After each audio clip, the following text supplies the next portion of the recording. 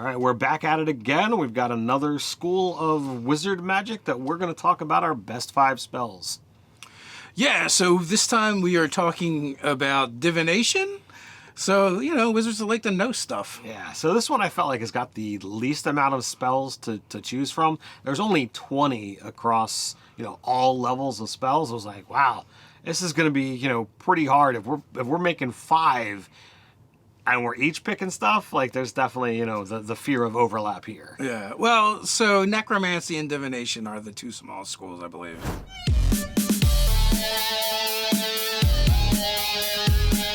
I'm Nerdarchy Ted. And I'm Nerdarchy Dave. Welcome to Nerdarchy, for nerds, by nerds. Yeah, it's tight, it's tidy, but all right. So let's dive in. My first one that I had to pick, I scrolled through the list a couple of times. I'm like, all right, what am I putting on here first? And Foresight, I feel, is like a super powerful spell. I went high as opposed to low on this one, and just like the ability to know what is going on and having advantage on all that stuff is just like. This spell is amazing. Do you want to have advantage all day long with this spell that is not a concentration spell?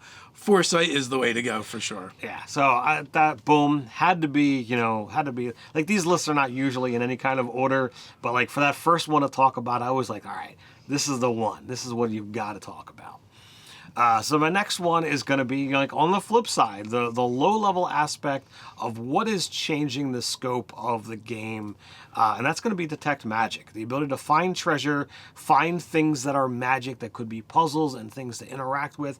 I feel like detect magic is one of those things that if your party doesn't have it, you are going in to an area at a deficit. It's also a ritual spell, so if you're a wizard and you have time and it's in your spell book, yeah, you can just take 10 minutes and cast Detect Magic. Yeah. Super helpful. I absolutely love this spell, and you've got to have it. So the next one, we're talking about the wizards who like to know stuff, and if you're really into the exploration pillar, there is no reason you shouldn't be leaning towards legend lore. Oh yeah, it's a great spell. You reach out out to the universe. Hey, buddy, I got a couple questions. Hey, can you help me out over here? I've had characters use this to learn information about the dragon that they're going to go fight. I've had characters use it to just be like, all right, what can you tell me about this whole area here going on? So you can use this to kind of extrapolate a lot of different stuff. So it's very useful for gathering that information. So when I have a player who's interested in this spell, I get excited because it means that they're tying into the world, and at any point in time, they're gonna put me on the spot and be like, "All right, give me knowledge, give me information." The next one up, I've gone to another low-level spell, and this is one that again allows you to help get over top of hurdles and problems, and that's gonna be comprehend languages. The ability to read anything that's out there. Super helpful, like, you're investing this super ancient tomb. The elves that were here generations upon generations upon generations ago, used an ancient dialect, comprehend languages. Well, crap, now you can read it all.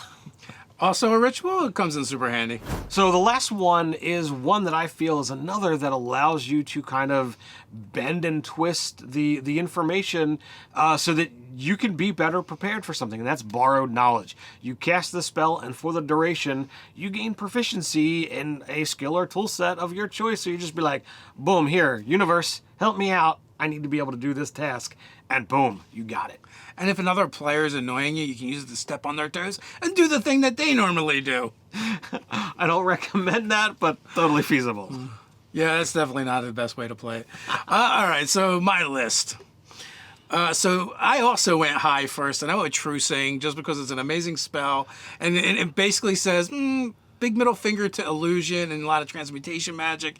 You let you just see things how they really are. This one here, I absolutely, if a player decides they're going to use that, someone that's around, someone that they've interacted with is not what they think. I will rewrite my campaign if I have to just be like, yep, this person is now something else. They're a demon, they're a dragon, they're an angel, they're some, elder being from far off.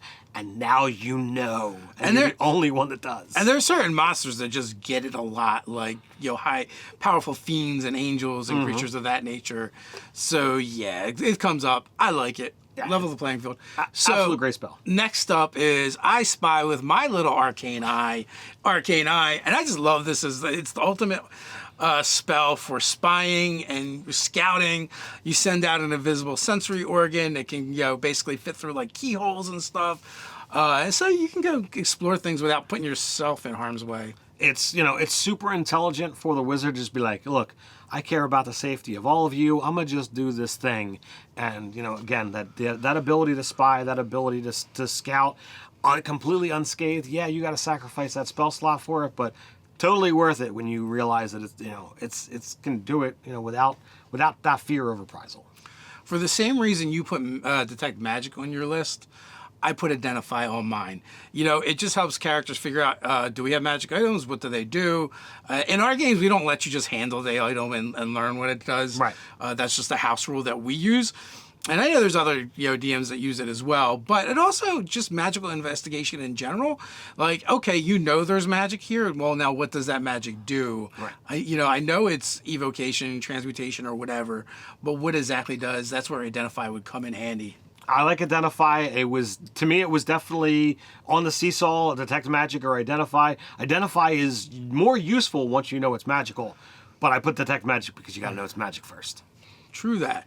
So my next one is, I would say, the only spell that I would kind of classify as being a bit on the evil side, if not straight up evil, for divination, Detect Thoughts. Invading someone's mind is a no-no. It's bad. You shouldn't do it without consent. But if you have Detect Thoughts, you can no saving throw, nothing. You can just get their surface thoughts. If you make them make a saving throw, you can dig deeper. I've seen it used a lot in our games. Yeah, I actually, when I was recently at D&D in a castle, Detect Thoughts was my go-to for this evil entity that I was playing as the main antagonist of the adventure. So it was definitely like I was casting Detect Thoughts on them throughout the entire game. So like every so often I just roll, all right, what's your character thinking about right now? So it was definitely a lot of fun, and this is the one that can definitely go in that evil direction. Next up is, I think, the only offensive divination spell, Mind Spike, and I like it because once you hit a creature you can see with it, for the duration, they can't become invisible to you. So if you're having a problem with a monster that's kind of like popping in and out, doing skirmish type stuff, you Mind Spike them, and then boom, you just know where they are. As long as they're on the same plane as you for the duration, there might be a saving throw, but also it does damage as well. That's definitely a lot of fun, and like you said, there's not a whole lot of attack divination spells, so that's really cool. But we got a really nice diverse list here. I think so, and also Diviner is one of the most popular schools of magic as a wizard tradition. Absolutely. I feel like because those portents are like they have amazing abilities. Right. The spell list is small and not as robust as some of the other ones, but they're spells that get used often. But then if you go with that, that shamanistic type wizard, that the one that is kind of either talking to the spirits or the universe, to kind of look for that knowledge, I think that's a very fun and iconic style of play. Yeah, for sure. But hey, you like this video, others like it, as well as all the great content you can find over on nerdarchy.com. Why not come check us out on Patreon and support us over there? Articles like study up on 5e D&D magic, divination spells. But hey, you're looking for another way to support Nerdarchy? Why not come check us out over on the store and get great products like Gaze of the Void Eye? Are your 5th edition adventurers afraid of the dark? After this jaunt into the world of perpetual darkness to face the threat of the Void Eye, they will be. Perfect if you need an evening adventure or want to take your campaign in an unexpected direction.